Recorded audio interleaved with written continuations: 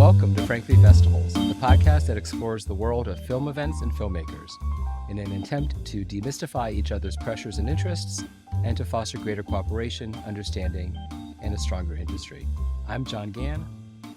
And I'm Bart Weiss. So last month, we jumped right into it with a discussion on the inherent divide between what filmmakers expect and what festivals are really about. It was a really lively discussion, one that opened the door to exploring more details about these expectations. There was also a really valid and great suggestion that film festivals work together to develop a system similar to minor league sports, allowing truly talented filmmakers and films to rise through the ranks and find distributions or sales. And I absolutely love that idea. But I think for us to get there, it's critical to explore how we got to where we are today, the history of film festivals, and more importantly, the explosive growth of festivals and domestic events, especially in the US, since the late 1990s. Okay, so let's introduce our guests. John, who do we have this week? So today we have our first guest is Mark Rabinowitz. Mark is the co-founder of the seminal independent film news service IndieWire. And if you don't read IndieWire, I don't know where you get your news. He's been active in the independent film world as a journalist, a producer, acquisitions executive, film festival staffer, and a consultant for 30 years. He's programmed for Oxford and Hamptons film festivals. He's written for Variety, Screen International, Independent Film and Video Monthly, Time Out New York, and Filmmaker Magazine, among many others. And when they had a critic, he was the critic for CNN. As a filmmaker, Mark served as the co-producer on the award-winning feature The Forgotten and co-wrote and produced the short film Delinquents Derby, which co-starred Jimmy Kimmel in his first screen appearance, which must be really cool.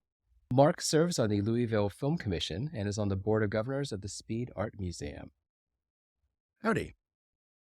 And we also have Sky Sidney. Sky is the co-founder and festival director of DC Docs, that's DOX, a new documentary film festival that launched in DC in 2023. She is the former festival director of AFI Docs, formerly known as Silver Docs. Sky co-created and co-directed Double Exposure, a festival and symposium which explores the intersection of film and investigative journalism, which is really cool, and has served as the director of Film and Media Studies program at Georgetown University, where she currently teaches a variety of courses in cinema studies, which is always a challenge. Sky has programmed for the Newport International Film Festival and the New York Underground Film Festival and others. She has held numerous consultancy positions for film and video organizations, including MacArthur Foundation, which is really cool, the Smithsonian, and regularly serves on festival juries, panels, and award review committees, including serving as chair of the awesome Peabody Nominating Committee for Best Documentaries, and the Peabodys are a very cool thing. Great to be here. Thank you. Thank you guys for being here. So just this week, Sundance has whittled down a list of possible places to move the 2027 festival to 3 locations: Boulder, Colorado, Cincinnati, Ohio, and staying in Park City with more of an emphasis on Salt Lake City. Obviously, Salt Lake Park City is an option that's probably easiest and not a major change. But why Boulder and Cincinnati? Atlanta, Louisville, and Santa Fe were all dropped from contention. And that's a good question. And I'm glad we have Mark here because I know Mark can talk a little bit more about this, being from Louisville and on the Louisville Film Commission. I heard when I was talking to people from Sundance not too long ago, they were looking for proximity to a major airport. And to me, Atlanta seemed to be a clear winner in that. Boulder is, I guess, about the same distance from DIA as Park City is to the Salt Lake Airport. But I don't understand Cincinnati since it's not really a major airport of any distinction. It's a big cargo hub. Boulder in the winter is a lot like Park City, but without the ski slopes.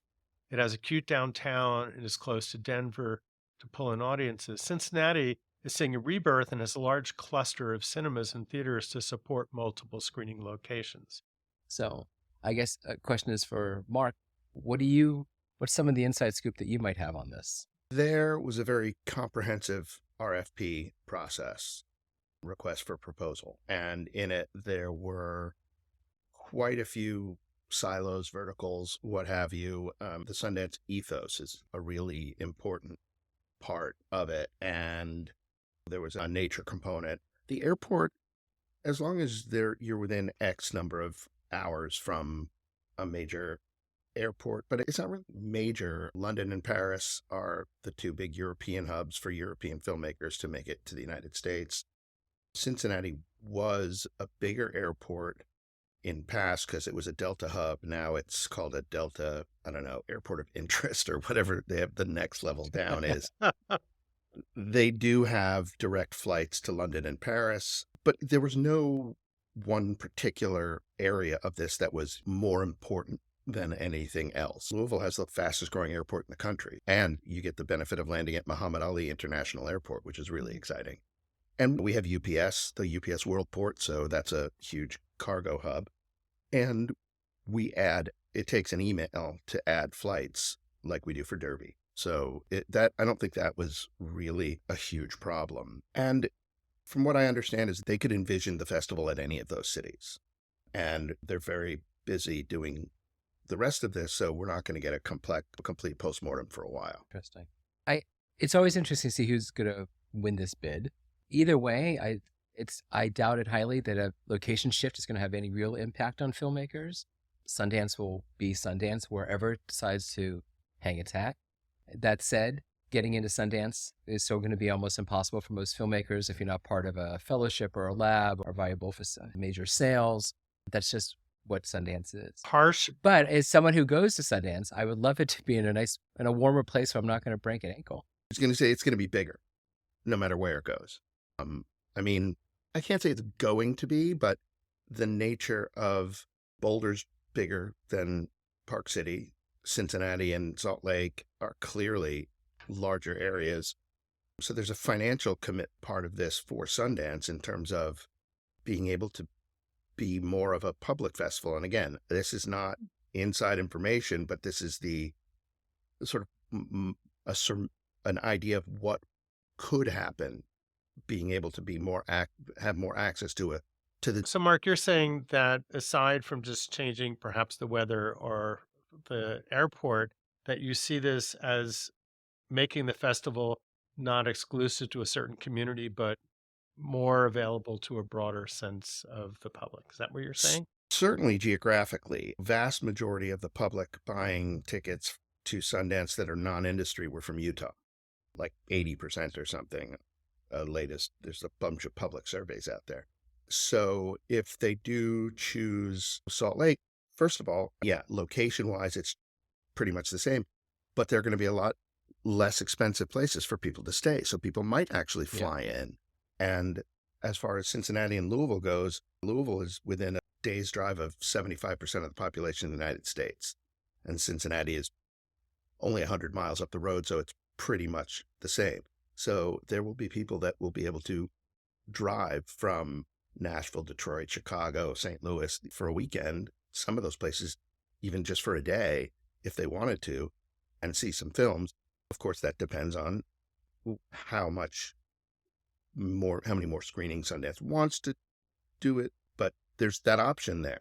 And they're all bigger cities that have more hotel rooms and more availability. Yeah. Which is key. We used to go to Sundance a lot. It was expensive because there's very few hotel rooms and the Airbnbs fill up really fast. And the people in these locations actually want Sundance, which is not always the case at Park City.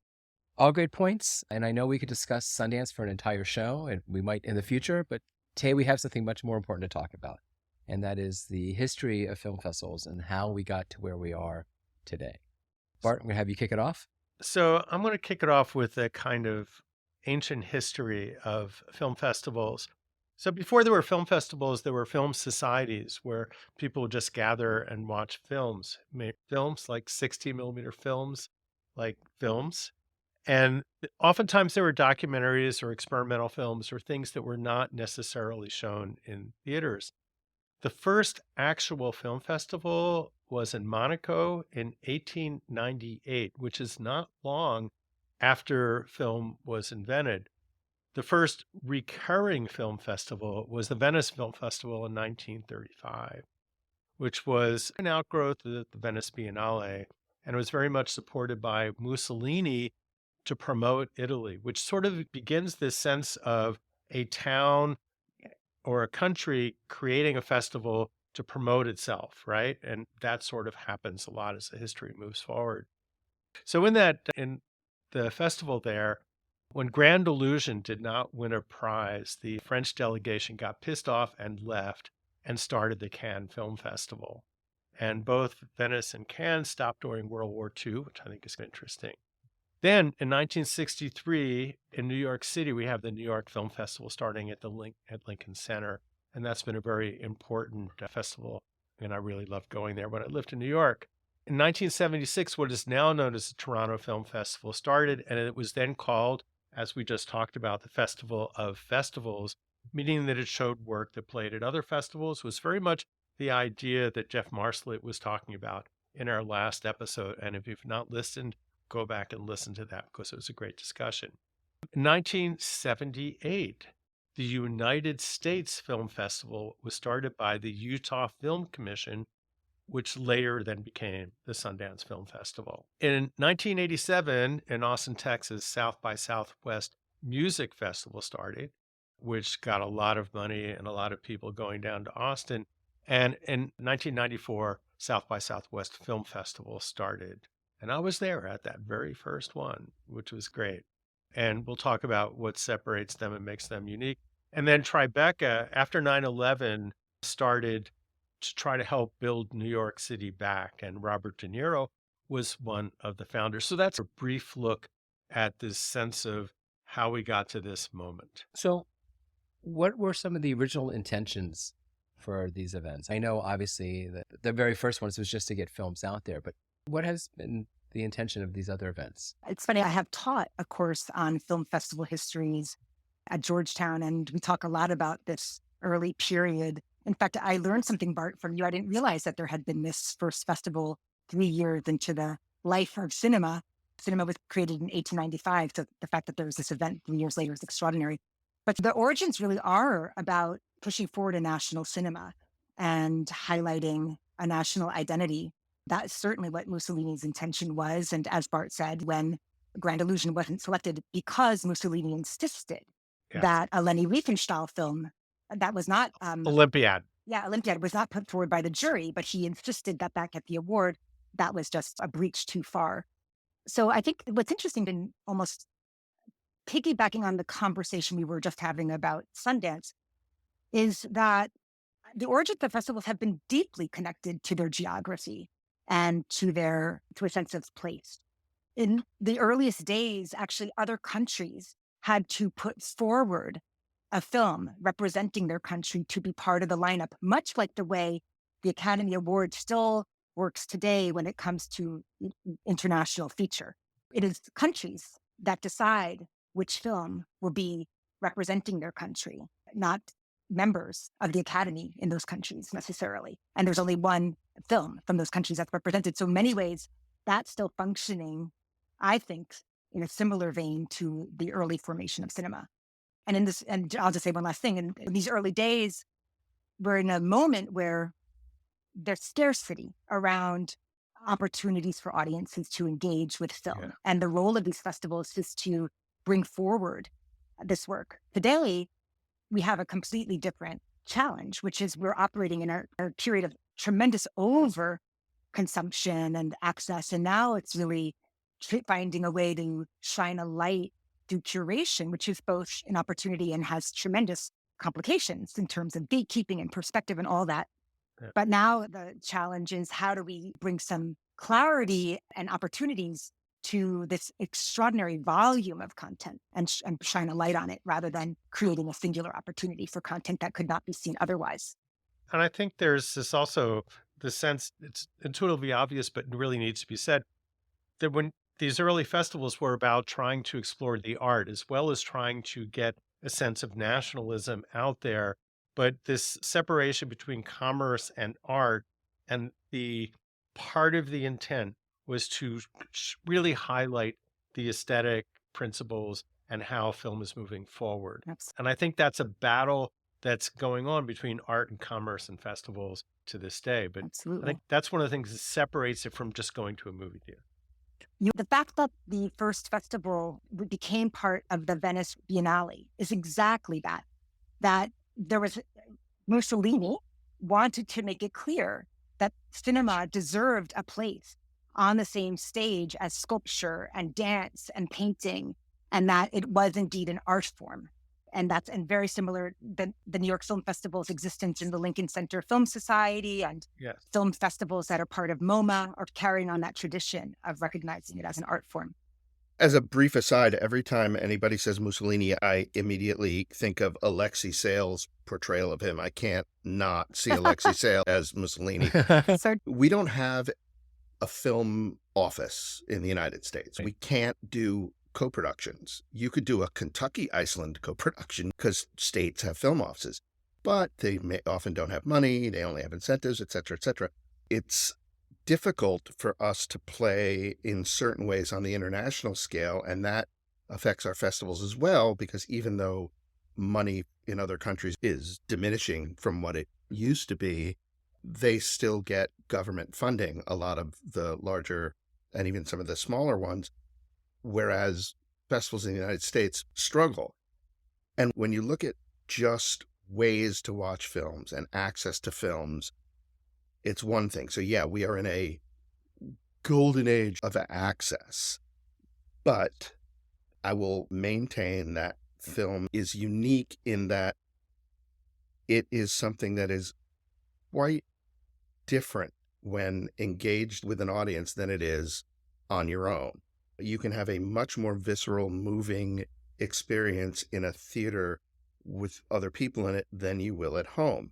That's not necessarily true. If I see a sculpture in my living room and a sculpture in the museum, yeah, there's differences in presentation, but there's not a lot of oohs and ahs and laughing and crying and et cetera. And there's an entire generation of people that watch films on their phone or talk during movies or whatever. So it's frustrating for old timers to like us to be like, no, you should watch it in the theater. And I think that's true, but we have to find a way of convincing or leading them to it rather than shaming them about it, because I think that while there are definitely audiences for film festivals, I think that a lot of the other people that prefer to watch it at home could be drawn to water, so to speak, in terms of watching films in other places. The Speed Cinema here is connected to a museum and does a really good job at outreach. And there are ways, I think, to do that. But the days of, yes, everybody in Sarasota wants to go to the Sarasota Film Festival because blah, blah, those are gone. That it's much harder to get that kind of an audience and therefore support your film festival. I agree. Some of that is a change of coming there for the films, and then now it's coming there for the celebrities, right? So if you have Tom Cruise coming to your festival, people will come there. There are people in events. smaller towns that are super excited to meet any filmmaker. I've Yeah. done that. Yeah. So I agree. Believe me, I'm not saying Yeah. that. Of course, I believe this deep into my heart. But when we think about like how you get people into the butts of the theaters, which I'm responding to your lament there, that's one thing, that having a celebrity when a film is there, or having just the actor and director there as a person, changes that from just going to watching the film on your phone when it's just that. to emphasize the difference. So I want to back up a little bit. Mark made a comment and I want to explain, because I don't think any filmmakers get this. And I bet a lot of festivals don't understand how festivals overseas or outside the U.S. are funded versus how they're funded in the U.S. I think everyone who runs a festival in the U.S. knows that we're scraping and writing grants and praying for someone to give us a few dollars here and there to run a festival. Whereas overseas, because countries have film commissions and boards, that their film festivals are, for the most part, different beasts. They're trying to promote nationality and filmmaking within that country, that they are funded heavily by the government. Yes, they still have to scrape for some money, but they have less funding challenges than we have here in the U.S. And because of it, the emphasis and the programming of festivals in the U.S. is, I think, completely different than those in Europe. So I just wanted to get that out there, because I think that, I know there's people who run festivals get this. Filmmakers, I don't think understand at all. In fact, I think most filmmakers believe that every festival runs exactly the same, and that they're all a commodity. And I keep on saying, listen, there's 3,000 festivals in the U.S. and 2,999 ways of running them. One person was smart and is stealing from someone else, but everyone else is making it up as they go along. There's a True. knock-on effect to that money, though, Yeah. for U.S. festivals or North American. When if you want to have a Finnish showcase or a Turkish showcase, your local closest Turkish consulate or whatever usually has arts and culture money earmarked for that. And if you're a festival, you can get that. You can get money to fly in filmmakers from that country, throw in a reception, etc. If you're savvy and hip to that, and not 1,000 miles away from a Turkish consulate, no Turks in your town. Right. Exactly. I was going to also mention that festivals, especially the majors, South by and Tribeca, are for-profit enterprises. And I wrote a book a few years ago called So You Want to Start a Film Festival, and I interviewed Nancy Schaefer, who was there at the creation of both South by and Tribeca. And she said that they decided to go for profit because they realized really quickly that grant money was not the way they were going to fund a multi-million-dollar endeavor, that they were going to get that from commercial sponsors instead. And so most small community festivals, even larger regionals, are nonprofit entities. They're going after they're all competing after the same grant money and funders and donors and sponsors. We do have a few in this country that I guess got the memo that maybe that's not the way to do it. And if you run it as a business, then with shareholders, et cetera, then you have to make your money in another way. Right. So, John, the thing about South by is that before it was a film festival, it was a music festival. And the music festival are mostly for-profit environments, and they were very successful making money. So it seemed natural that when they moved to a film festival, that would be a for-profit festival. And I think their model is very different than what most of us do. I also want to add that a number of these for-profit festivals actually have a companion nonprofit arm, Yes. such as the Sundance Institute, I don't know actually what its status is now, but the Tribeca Film Institute. I literally just came from the Camden Film Festival in Maine, where they have the Points North Institute, which is the presenter of their for-profit Camden Film Festival. So I think that's a strategy that a lot of these organizations are employing, to have a little bit of the best of both. The definition is also murky, too. Sundance isn't its own, it's for profit. Sundance is a program put on by the 501c3. So the festival isn't its own entity. It's not like it's a subsidiary company of a larger group. Yes, they're all for profit, but some of that profit just flows up to the not-for-profit and they have to use it. And there's all these ridiculous rules, but clearly sponsorship is allowed. You just can't donate to political campaigns and a few other things. Been talking about the difficulties of fundraising for festivals. So let's talk about why in the late 90s was there this massive explosion in festivals. Sundance. We went from having a few. Yes, I think Sundance was a kicker for it. But what are some of the other reasons for this big explosion, from going from maybe a few hundred in the U.S. to literally today 3,000 to 4,000 in the U.S. alone? The internet was a huge part of it. I have this theory about the technology, which affects everything, had a major effect in this. Yeah. And in one sense, back in the days, in the 70s, you had to send a film print to a festival, which was both expensive and difficult for the festival to deal with. And then with videotape, there was like 5 versions of HD decks, and there was a lot of problems. And now when everything is when that happened, it was much easier to gather material. And then without a box happening, we had our own back-end system that we developed, but to be able to accept them in a way that was really easy. And then obviously with Film Freeway, as we're starting up a festival, it's not hard to get the word out there and to find a way for people to find you and to judge the films and to process them. I think technology always has an effect as things move forward. And I think this has been important here. As most print trafficking had a completely different meaning to it, and it was a really detailed skill. I like to think that every really good print trafficker was someone who just got a handle on their ADHD, because it was like this system that you had to organize, and it was like people were just like really good at it. But when I say the internet, it was really the communication, so that things like IndieWire, which I've been finding in doing some history, looking at what we did, was the first from what I could tell, news service that used of any kind that pushed news via email, and the second film trade on the web a few months behind the Hollywood Reporter. But when that word got out, and then Film Threat, and then Dawson Leary in Dawson's Creek wearing a Film Threat t-shirt, those kinds of things made kids, aspiring filmmakers like Kevin Smith, more aware of film festivals. And so it percolated. How did people in the 70s all learn the same joke? It was a lot easier now once AOL was a hub and all this other communication. And then, of course, in terms of what Bart said about technology, as is always the case with new technologies involving this kind of thing, the porn industry was basically what led to. Without that, we wouldn't have the DVDs were because of that, and streaming eventually. That all came out of.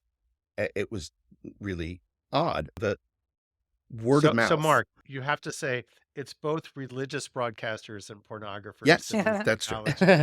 It wasn't just the internet technology. Late mid-1990s was the beginning of the digital video explosion, in which all of a sudden you could take videos directly into your camera, into your computer, and edit, and you could do that by yourself. You didn't need.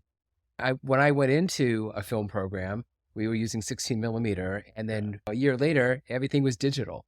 My first camera was this massive DV camera. Mini DV. It weighed a ton.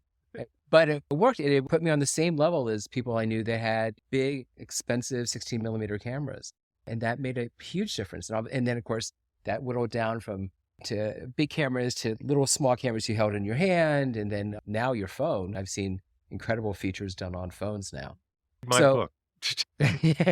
So true. So that has a lot to do with it. And again, what Bart was talking about, Without a Box, which was the predecessor to Film Freeway. Before that time, in the mid-1990s, when you wanted to submit to a film festival, you had to fill out a paper form and mail it in with your VHS tape, because that's what they were accepting at the time.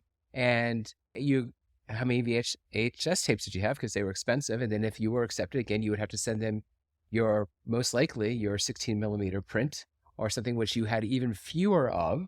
So you could only play a few events at a time because you only had 2 copies of this thing to go around, because it was very expensive to make a copy of a 16 millimeter print. And John, those VHS tapes, you got them in here and we had to copy them to get them to other jurors. And the mailman dropping these big boxes of VHS tapes at our door, these cartons. And you couldn't reuse them. If you could put a tape over it or the thing and reuse it, VHS wasn't great to begin with.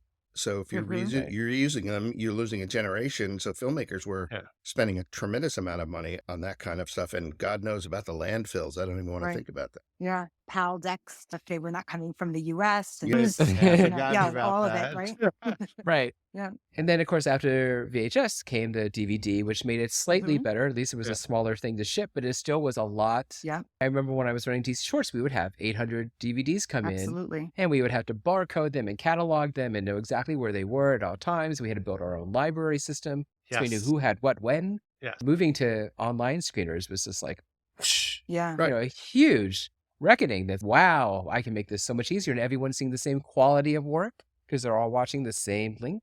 So that made a huge difference. And you can look back over time and see which companies went out of business because they didn't see what was coming. So everybody's going to use FileMaker Pro forever. No, they're not. So no festivals, they're still trying to use their FileMaker Pro. FileMaker Pro stuff. Yes. But just to nail this point, because of all this, it made it much easier to run a festival, easier for filmmakers to send their films to festival, which leads to an explosion of film festivals. And the other thing is festivals are a big economic driver, which is why a lot of smaller communities wanted to start film festivals. At least the ones who were trying to model after the Sundance thing, the Ashlands and a few, that they were trying to bring people to their town for a weekend to sell more hotel rooms and beer rooms and get people to eat in restaurants, etc. And I think that was great. Then we had this wave after that of people who started their own festivals because they had worked at those festivals and weren't happy with what those festivals were going, with the direction they were going in, and started their own. So now you're almost like doubled the number of festivals from people who I love film, but I don't think this other organization in my town is doing it the way they should be doing it. I'm going to do it better. And from that, it just explodes exponentially. And then there's also the genre or character film Yeah. festivals, the rise of the LGBTQ festivals, the Mhm. festivals dedicated to women, filmmakers, festivals dedicated to a particular like horror or in John short. I think all largely predicated on this sense that one wants to bring visibility to an underserved community and where there may be marginalized in mainstream cinema. I think that around the same time, we're seeing a proliferation of that kind of meat festival creation. And it's still going on. Hmm. I started my festival because video wasn't being shown in film festivals and they didn't have the way to get it to look good. We rode that wave and that really caused us to start. But indeed, we are in this moment now, and I think this is when it starts happening when there are so many genre specific festivals and it's really splittering off, and which means a lot of different people can come in and find their community. And I, Guilty as charged. That's kind of business I've been in for over 20 years, serving specifically the documentary community. And from the side of someone who organizes it, I find it, what I really like about it is that on the one hand, it's extraordinarily expansive, but it also has parameters. And within this kind of universe of documentary, I feel like we can explore what are the limits of the form and ask really interesting questions that are particularly compelling to the field. Questions these days around ethical responsibility to protagonists or trauma care, things that the documentary community, not exclusively, but particularly are concerned with. So I love this relationship between a field that is, I think, really robust and exciting and vast, but where there is some containment and a sense of specializing and creating cohesive conversations around it. sorry that you mentioned trauma care because Hmm. I remember years ago at Berlin, I met a German Jewish filmmaker named Luke Holland. His project that he was working on at the time was interviewing Nazis. He was going around and interviewing people who were World War II era Nazis. And this was long before, this was probably 10, 12, 15 years ago. It was long before the idea of trauma care was Hmm. in the zeitgeist, and especially for men getting there. But I can't imagine Hmm. what he went home with after every single one of these Yeah. interviews, because he would tell me, and some of them were people, they go, oh, wait right here. They'd go out and they'd come back in their uniform, all proud. And it's just, and so when Hmm. you look at some of these documentaries and you're flabbergasted, like Abducted in Plain Sight, or some that they're so heavy, and these filmmakers are immersed Yeah. for months or years in Absolutely. this. And Absolutely. Right. self-care is, and you add that many of them may not have health insurance. Absolutely. Yeah, they're Um, actually encouraging filmmaking teams to add a line item for this kind of care to their production budgets. And not just for the filmmakers, but let's say editors who have to spend yeah, not years, like Oh, months looking yeah. at footage. Yeah, yeah. It's really, the field is really changing a lot right now. I think there's a real tremendous concern and efforts being made to recognize this kind of invisible pain and labor that happens and to try to, and recognizing that for a long time it's kind of operated i- with a lot of toxicity and that we're trying to make things more humane for people to be able to sustain this important work. I just wanted to say it's really important to do the documentary festivals because the truth has taken such a beating, and to have a place where like truth is at the center and reminding us that truth matters in the world is really important. So thank you. Yeah. Oh my gosh, absolutely. Yeah, I could complicate that, Bart, and I shouldn't because I have to defend documentary festivals. But I think I wouldn't want to suggest that every single documentary we see is truth with a capital T, meaning they're made Right. by human beings, and Right. human beings have perspectives and Yeah. make many choices, including what's on screen and what's on the editing room floor and what kind of invisible negotiations happened with their protagonists. So I do think it's important actually to go into any film, nonfiction or otherwise, and to recognize a bit of that these are human beings presenting these stories, and all human beings bring perspectives and bias. And I just think that the key thing I look for in documentary is transparency about that perspective and Mhm. integrity. But I don't necessarily treat it as truth with a capital T. And these are things we talk to our students about. Absolutely. And you can call anything Truth Social. It's a Mhm. no, but it's your truth. But I want to cycle back for a second to we talked about some of the sort of explosion of more targeted festivals. There's one, Cinekink, for example, has been going on for 20 years, I think. Yep. Lisa's been Yep. running it. And that's something that 20 years ago would now, this was Brat Girl Summer. I don't know how many Right. people actually know the kink definition of that, but the fact is that it's not exactly mainstream, but it's out there more. But 20 years ago, I can't imagine how difficult it would have been to start a festival like that. But the reason I bring that up is that the concept of aftercare has been in that community for hundreds of years, probably. Mm. Whereas it's very often these marginalized groups or genres or something that are the ones that bring in some of these ideas that eventually trickle up, as you will, to things like more mainstream things like psychological care and documentaries. Mhm. So I'm going to circle back a little bit. We were talking about how in the late 90s, digital video becomes a thing, and then local communities are starting to create more festivals because they're economic drivers. Another big factor with this is also with in the early 2000s that universities have discovered that we can film program. It's not so expensive anymore. We don't have to buy very expensive 16 and 35 millimeter projectors and those old Steenbecks, and that we could do this with a bunch of cameras we buy off the shelf. And there was this huge explosion in film schools that started producing, I think, the first generation or so, some decent filmmakers, and eventually a lot of these people who couldn't get jobs back in the film industry went back to school to get MFAs, and the next year they're teaching. And I have a love-hate thing with film schools. I think there's some that are very good, and there's some teachers out there that are amazing, and I think there are a lot of film schools that are not very good. They're just cranking people out because they're high profit centers for universities. It's a sexy major, and Right. everyone wants to be in a sexy major. But I think that has also produced a lot of content, not necessarily good content, but content that is then now competing with with other content that is probably of better quality for all these festivals. And as a festival programmer, you're receiving, for each slot you're filling, you're probably receiving at least 10 films Mhm. to take that slot. And so you're watching hundreds and hundreds of films for maybe 50 slots. And those who are trained well seem to do well. And those who understand the industry and get an education that's not just, here's a camera, go to town, but understand the history of cinema and the language of cinema and media literacy, which ties into this whole thing about Mhm. the understanding what truth is. Those filmmakers seem to rise to the top, and others don't necessarily. And I think, unfortunately, they're the ones who are also the ones that are angrier online when Yes. we look at all the Reddit boards and other places, and people are very upset. And I'm like, I'd like to see your film. I can only watch a few minutes of it before I know that I could never program this because it's just not right. One other piece of technology that had an effect was the cameras in the film schools very much. And it created the film school film look. And there is this genre of that.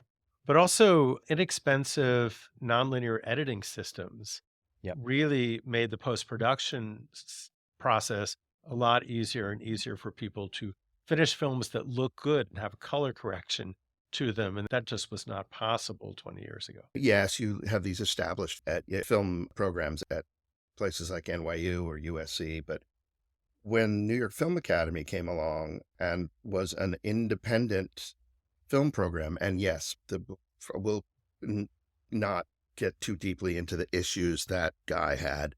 I screened Delinquents Derby there at the New York sidebar of the Montreal Festival of New Cinema at the Hmm. New York Film Academy. Anyway, but when they're started by people who understand what you, John and Bart, were just talking about and are not run by bean counters. Yes, obviously money's important, but when I moved to Louisville, Gil Holland and I were talking about how Louisville doesn't have a film school and what would the model of an independent film school be.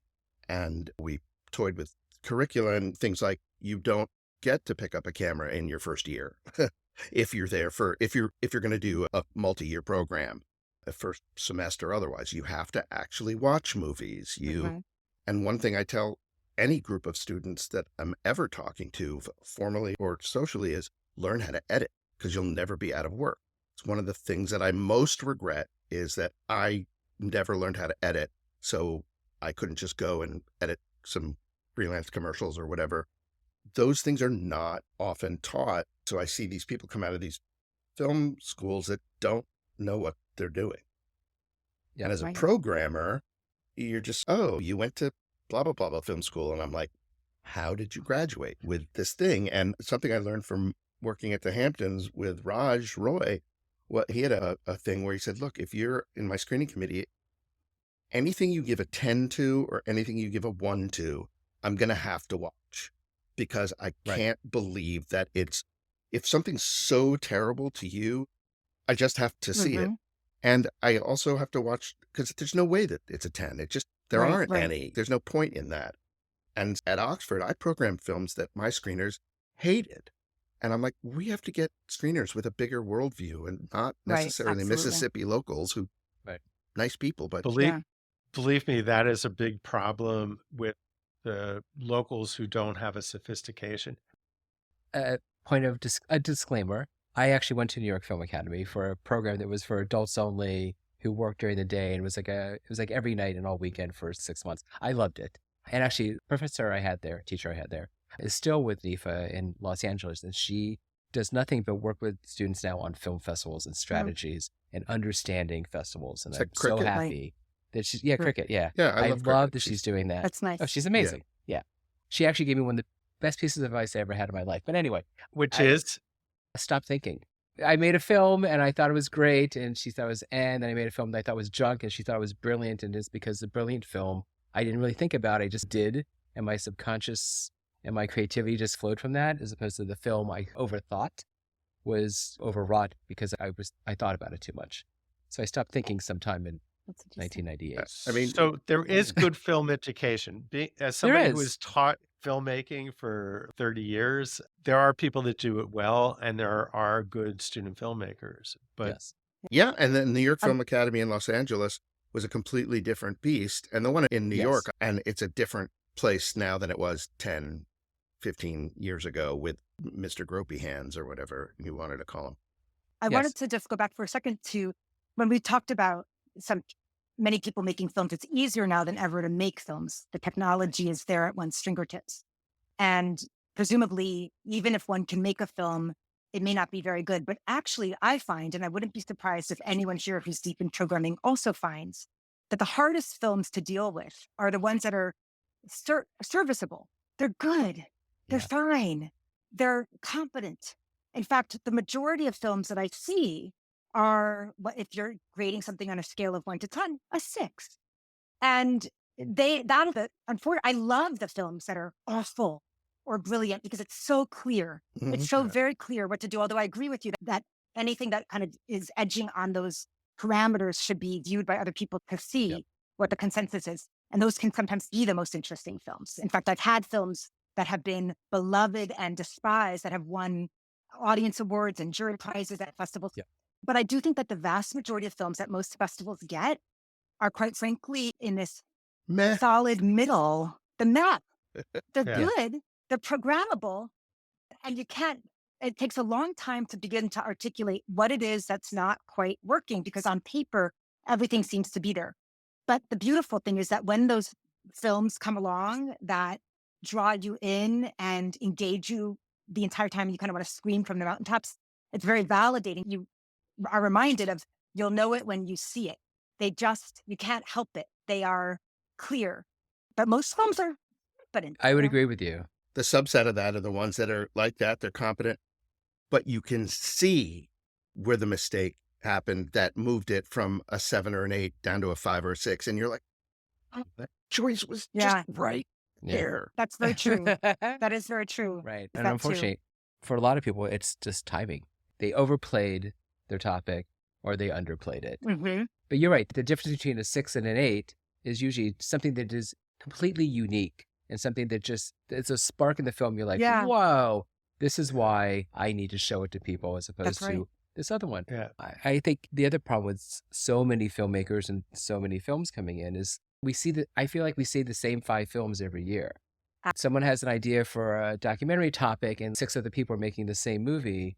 And I always say, how is yours different? Is yours the 3-minute animated version of the story, or is yours the 90-minute talking head version? What, as a programmer, Mhm.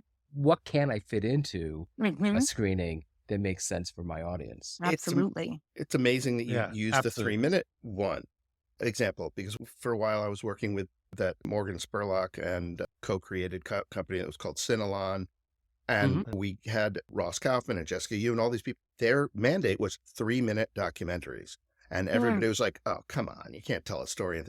Ross's was every time bawling. Perfect. They were amazing. all Yeah. really, David Leitner, they all made these amazing three. And then David. after that, a company started that was hiring filmmakers to make not commercial, but 30-second sort of cinematic commercial kind of things and putting limits. Because I was going to say, often the difference between a film and an 8 film is 20 minutes. Cut it. Yeah, It's too long. absolutely. Yeah. Always. Yeah. Yes. I'm working on a doc right now for someone, and that was the first thing I said is, Mhm. yeah, 24 minutes of this can go. I'm not going to tell you which 24 Yeah. minutes. You'll figure it out. But when you do, it's going to be a rockin' film, and it will. Yes. One of the problems is filmmakers editing their own films because they're not taking that 20 minutes out. Mhm. You got to kill your For sure. darlings, as somebody might have Yeah. said. As the film teacher said. Exactly. Right. Exactly. How has the importance of small community festivals changed over the past 10, 15 years?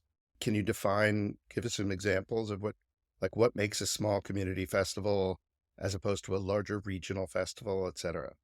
Okay, good question. I would say a smaller community, I would say even a regional too, but a smaller festival is a community-wide event in which you're not really pulling more than 15 miles out of your radius, and you're probably filling in an auditorium of 60 seats. Okay, so smaller than Sarasota or, Yes, 90s yes. versions of Nantucket or Newport. And the Well, question is, how are they, how are they? How do you think they've evolved over the past? Mhm. I'm trying to think of which ones.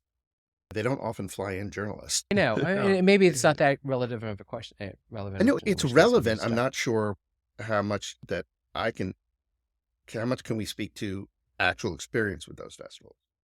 Here in Dallas, we have bunches of those that are mostly geared for our community, and people don't so fly in as much. So they're there, and I think they show films that other festivals don't, but it's a good place for local filmmakers to meet each other. And I think that's probably the most important part of those festivals is to build community.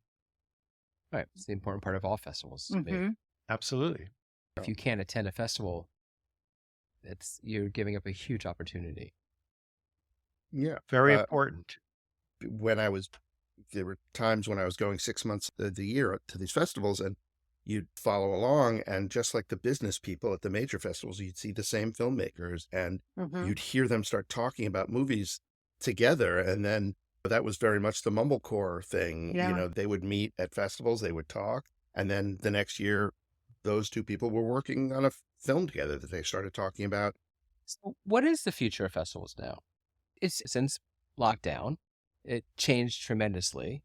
We had a period in which everyone went from going full force to we have to stop and rethink, and most people went virtual for at least a year, if not more.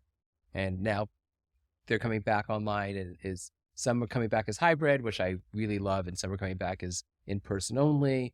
But what do you think now that funding has been cut tremendously, and we know that audiences are consuming films in a completely different way than they did even 5 years ago, and that younger audiences don't really know how to go to a cinema, that they don't really have a cinema culture. It's not like they spent their Friday nights going out to a movie and then going out to dinner or whatever, that they're watching content on small screens. What is the future for festivals? And Um, what do you hope? I would like to see, and the reason I said we need more transparency from streamers just now is that when you look at some of the streamers, they have different ethos. They have different. Matt Dentler at Apple's going to have a completely different look at these things based on his history and everything than some of the nameless people that we don't know running some of the other streamers. And I think somebody needs to point out to some of these people that you go to Netflix, and unless you go there looking for something specific that you've read about, that is, or you just don't care and you go to the #1 watched movie or whatever, having your new film that you bought at Sundance play more than just Sundance before you start streaming can only serve to build your audience. Because let's say you Yeah. play 10 festivals, you do one screening, 150, 1,500 people max. Is that really going to cannibalize your Netflix audience? And if 1,500 people cannibalizes your audience, you're in bigger trouble than showing your film at a festival. But it can help each of these festivals sell tickets. And that can be a way for more than just the big festivals that do Oscar bait premieres of some of these films. It's more streamers had a more window where they would play some festivals, and it's not going to cannibalize their audience. And all it's going to do is bring more attention to some of these smaller festivals. And it could get them some press. Yep. Yes. It's complex though, because I'm agnostic on it. I'm more thinking about it. At the same time, the precious real estate in a festival could also be used to uplift work and connect work to audiences that are not going to necessarily be available on a streaming platform at any Right. time in the future. I think, and so it's hard to know how to privilege those slots, whether it's to reinforce this content that's already going to be readily available, or to use it to amplify work that wouldn't have that opportunity. In my mind, it would use it to bring more audiences to the festival in general and expose them to, oh, hey, see. this one looks good too. Right. Hey, let's go see that. I see. And It's the carrot that gets them in, and then they Yeah. engage. Right, well, and then you it's beat them same with the carrot as stick. bringing No, in a that's not celebrity. right. Exactly. Right. It's the same carrot as bringing in a celebrity, which most festivals can't Mhm. afford True. anyway. True. The cost of bringing a celebrity in is astronomical. It's not just giving them a hotel room. You got to fly them in. You've got Yeah. to make sure that they're okay. That some need security. It's a huge expense, and quite honestly, the economic gain most festivals get from that is very small. Yeah. It's And the not, cost it's of almost not worth it. transportation, Yeah, airlines are the hardest sponsorship to get in terms of tickets. First of all, I think you need more neurodivergent people running film festivals so they can think outside the box. And that's sort of, I'm only half kidding because I'm on this board of the Speed, and I make it a point to say that if you're going to have a committee, you need to have all types of brains represented, because the fact is we think differently than Yeah. the majority of people, and we're going to come up with ideas that they're just not. And it's not, it's just Right. different. So let me sum up by saying the future of festivals is good. There will be a lot of them, a lot more of them, and there were a lot of films made, and I don't think they're going away soon. I don't either. I hope that many take this opportunity to redefine themselves. As there are more and more festivals, that the ones who want to continue take another look at what their mission is and who they're serving, and how do they tighten that up a bit so they really can make that happen efficiently and effectively. I know, having just started DC Docs a few years ago, I actually talked about this in this year's opening night conversation. I was often asked, why are you starting this festival now? And what does it mean to be launching a festival? I think there was a kind of an inherent question of what is new about this festival? And I had to think about it a lot. And on the one hand, there's some fundamental DNA of any festival that just can't change for them. And that is the assumption that at the heart of any film festival is film. And I don't necessarily mean celluloid, because of course we've moved beyond that. I But call it cinema. so there's cinema, and that it's not cinema playing by itself. It's connecting cinema with audiences and hopefully having conversations. And I realized in some ways there's this history. Bart talked about it from the get-go here. There's this long history that we're a part of, and you can't really fundamentally change that core infrastructure, nor do I think it needs to be changed. So there's something almost old-fashioned about a festival at its heart. We are in the business of bringing cinema to audiences and creating a collective experience around film as a catalyst for a deeper engagement, whatever that may be. You're not going to have audiences sit on trapezes, swinging back and forth, upside down, right? Like, how much can you change it? So where is the change that's possible within a film festival? And that's something that I've been trying to grapple with, this tension between adhering to a fundamental structure that honors this experience and centers this experience, but also having to be committed to thinking, really be forward thinking about how this model can move into the future. And when we think about future, I see it in two different ways. I see it both as something that can be sustainable and that can endure and that can exist as we move forward. But also I see it as a question or prompt towards innovation and how can we innovate this? So I it's think, don't have answers, but just questions. I think circling back to the very beginning of this talk and focusing on the mid 90s, I think we should not lose sight or sell short what having Eugene as festival director at Sundance means. Because when we met there in 1993, it was Jeff Gilmore. And you really don't have two people that could be more fundamentally different in a lot of ways than Jeff and Eugene. And in reading over some of the articles that were written at 10 years and 20 years about IndieWire, our co-founder, Sherry Barner, had a quote in a interview we did, and she said, not for nothing, but IndieWire was started by two biracial people and a Latino. And that is still not the most common thing. But at our hearts, we were disruptors. And so having a disruptor at the head of Sundance, I think Eugene has always made it a point to connect with filmmakers. And now there are a lot of filmmakers that will probably, over the years, feel like they have much more access. They have more ability to say, hey, what about this kind of stuff?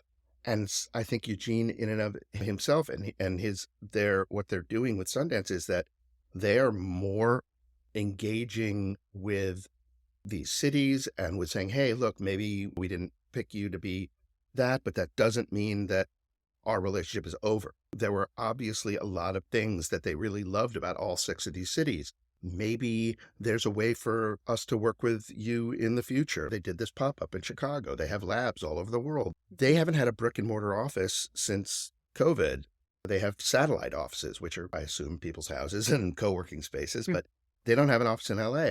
So all bets are off in terms of what people want to do with them. And I'm hoping, like Dieter in Berlin was a far cry from his predecessors. He started this great food and film, slow food kind of section. And so they're looking at the leadership of some of these larger, what Tom Hall did in Montclair is really fantastic.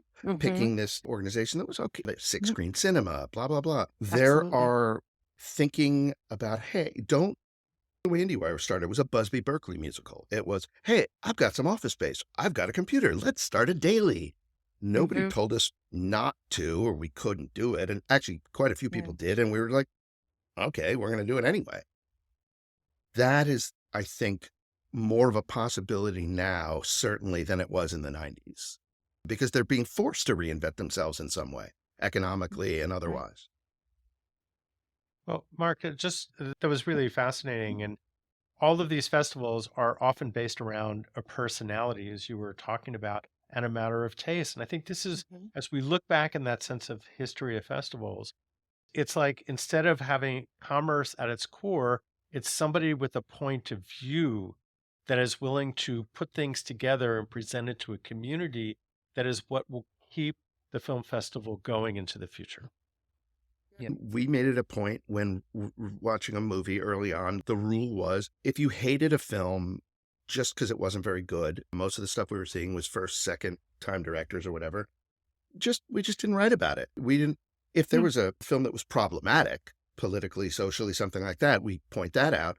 But Eugene and I both saw The Darien Gap, which neither of us liked very much. So we just said, let's see what else he does. And Next Stop Wonderland was a significantly better film.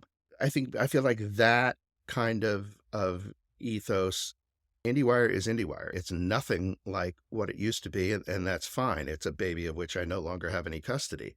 But the ethos and the legacy and like Eugene and I and Sherry and other people that worked on the original version, we haven't changed our POV much. Carole is still trying to disrupt the status quo.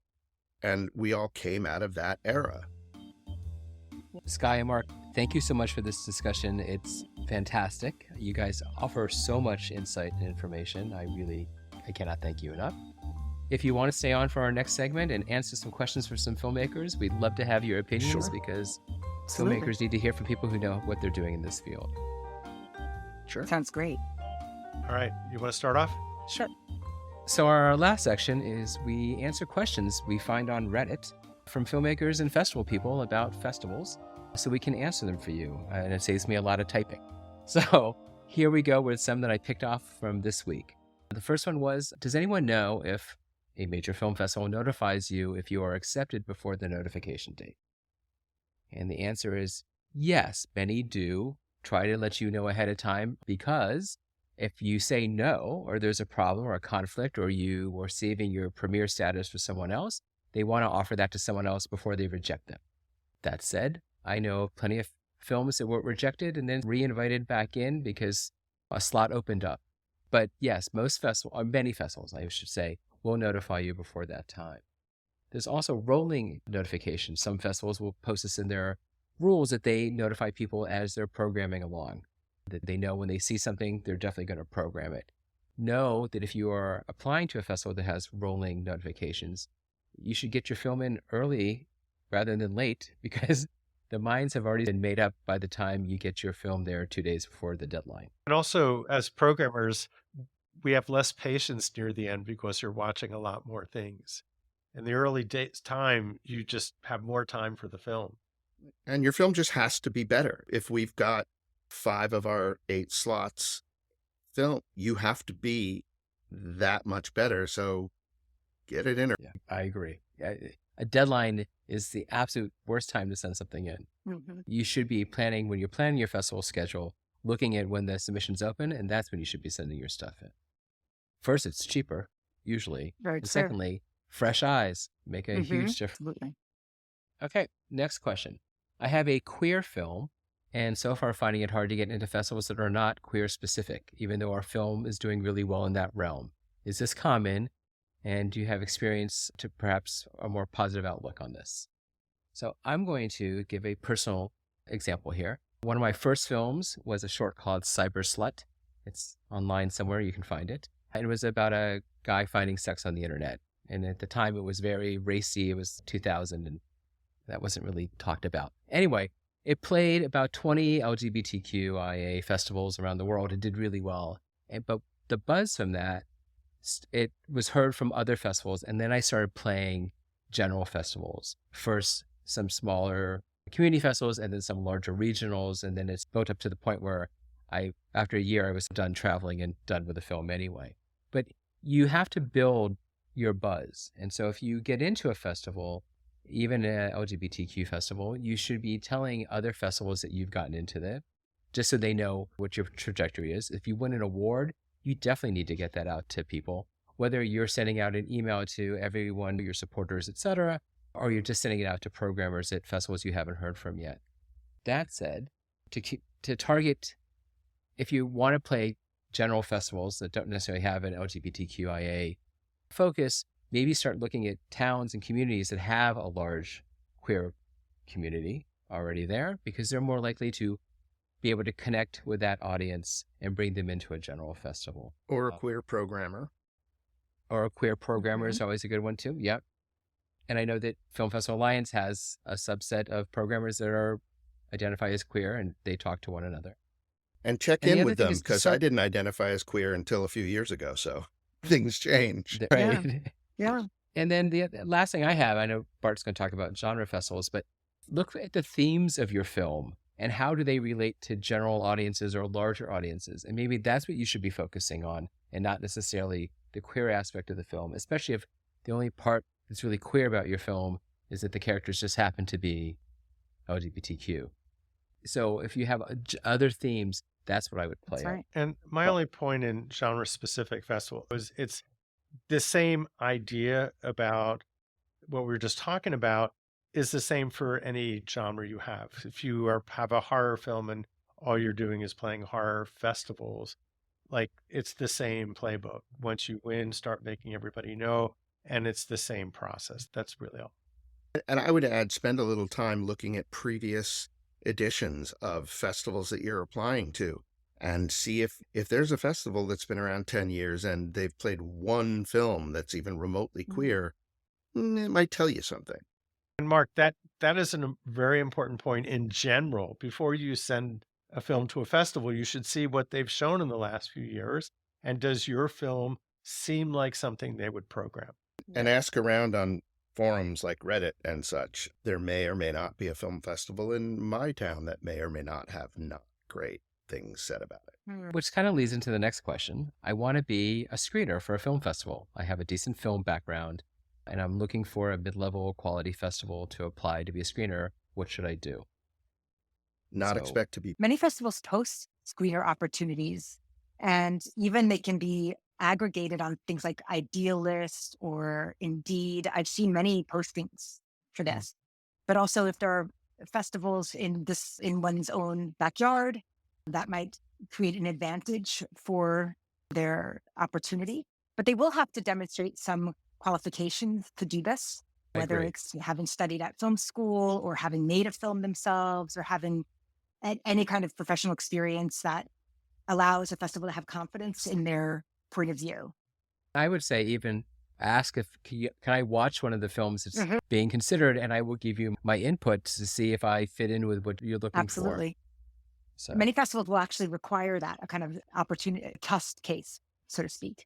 I was going to say, with a particular problem I ran into at Oxford is I would ask, hey, what's your favorite queer film? And if they don't have one, you can have queer favorite films without actually being queer. We want people, they're going to want people that are broad, that have, as they used to say, a Catholic sense of taste, a Catholic taste in movies. Okay. It- But the other question is, do you have the time to actually do this?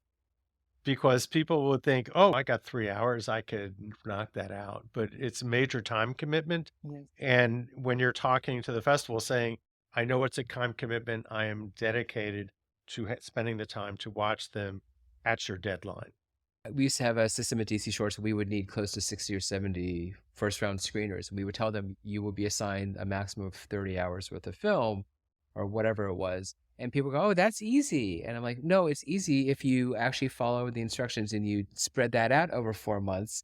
It's not that big of a commitment. It's like an hour a week. It's not that difficult. But if you decide to wait until the last month, you're going to be like, wow, I'm watching too much Right. film. And it's not good for us either because you're just going to be tired. That's right. So the time commitment is huge, especially if you're looking at feature. So something to Yeah. think about. And I run Okay, into our that problem as I endow my family foundation, which is itty bitty tiny, endows an award at the Hamptons, this is our 15th year for an award for social justice. And as someone with ADHD who just recently really started to understand it, I would end up 2 days before the deadline, sometimes watching 8 films in 2 days, which as a critic, I'm used to doing, but it's not the most pleasant thing in the world. And it would be a lot easier to do it in a more leisurely time. And it ultimately can be a disservice to the films themselves. If one comes in exhausted, we may not really be giving it our best opportunity. Correct. True that. Okay. And our final question is, I recently finished editing my short film, which contains dialogue in both English and Spanish. I'm planning on submitting to festivals around the world. Should I attach an SRT file or open captions in both languages burnt into the image? So before we answer this, I want to define the difference between captions and subtitles, etc. Captions are a transcription of the dialogue and sometimes descriptions of the sounds, which are primarily used to help viewers who can't hear the audio track. Closed captions are usually able to be turned on and off by the viewer, and open captions are always on. These don't only provide dialogue, they also often describe sounds and movements, etc. Subtitles, on the other hand, provide a translation for viewers who don't understand the language being spoken in general. They're usually burned into the image so that all audience members see them. Often, these translations are not exact. They take into account local idioms and phrases. I speak a few languages. I watch films in the original language. I'm like, that's not what the subtitle says at all. But it's the general gist of what the dialogue is. And for English films, it's pretty standard practice that you subtitle dialogue, which audiences are unfamiliar with. If someone's just saying hola, or usually not, because most people understand some basic Spanish, but if it's an entire dialogue, or it's especially if it's dialogue that is pertinent to the plot, yes, those are usually subtitled or burnt in for all viewers to see. However, some festivals, Thessaloniki, and if some other festivals I've been to have, if you can just provide them with a dialogue list according to their expectations, they have a bar on the bottom of the screen that will run the subtitles so that you don't have to burn it into for languages like Greek, or maybe not languages with their own alphabet, but are not something that you're going to be able to reuse over and over again. They won't require you to do that because it's a waste of a print and time and effort. The other thing is I went to the Havana Film Festival once and they had simultaneous translation in your ear. Yeah. Yes. That was interesting because the person who was doing it also thought that we were blind and deaf, because he would say things like, we read the dialogue and then he goes, and the man walks across the room. I'm wow. are you doing Foley now? This was Well, so that's bizarre amazing. and distracting. I think that's audio. That's audio description also. Yeah. So Yeah. I was going to say a funny story about the live translation in your ear. I had that Cyber Slut film was playing in Italy, and again, it was a monologue of a man discussing finding sex on the internet, but the voice in everyone's ear was a woman, and it didn't serve the film well at all. And quite honestly, I was in the back of the theater laughing the whole time because it was just so bizarre to me. Like, I don't understand how this works. But had I known, because it ended up playing about a dozen films in Italy, I probably would have provided an open caption. That said, in this day and age, every film should have captions available, period, and a conversation. There are festivals now who won't even take your film unless you can provide captions. It's because they're trying to attract audiences to accommodate everyone who wants to see the film, whether they can hear it or just watch it, etc. And so whether you're making a 2-minute short or a 3-hour feature, you should have captions available. The tools to make captions used to be very expensive, and now they're free or very inexpensive. Yes. It's not that difficult to do, but to provide that SRT file is not that difficult. It's a very small text file that's easily emailed, but it should be included with almost any film that you're producing today. And most festivals around the world will only require translation if they're not their native language and English. A lot of people will include English and you're fine. I went to a screening of Show Me Love in Rotterdam. I missed the press and industry screening, which was subtitled in English. The press and industry screening was in Swedish, subtitled in Dutch, but it was such an incredible film that I actually understood what was going on without it, which is rare, but That's also good storytelling that you can figure it out. So, well, again, with that, I think we're done with this episode, Bart. But what are we talking about next time? We will be discussing a new initiative from the Film Festival Alliance, and one that John has been instrumental at pushing for a decade. Festival transparency and best practices, which is so important. You know, could you believe there are some unscrupulous film festivals? There are a few. Shocked. We are shocked. Shocked, I tell you. No, again, we'll discuss it next time, but this is something I've been fighting for a long time, that I feel that it's important for festivals to be transparent, not just for themselves, but for filmmakers to truly understand and be able to compare apples and not apples and pineapples.